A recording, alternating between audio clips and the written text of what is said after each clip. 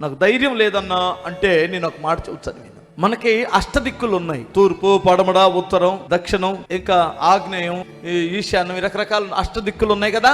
అష్టదిక్కులు నిర్బంధిస్తే చుట్టూ నీకు దారులన్నీ మోసకపోతే భూమి మీద ఉన్నటువంటి మానవుడు ఏమనుకుంటాడంటే చుట్టూ బంధించేశాను, నా బిడ్డ ఇంకెక్కడికి వెళ్తాడో చూస్తానంటాడు. క్రైస్తవునికి 9వ దిక్కు ఉంది.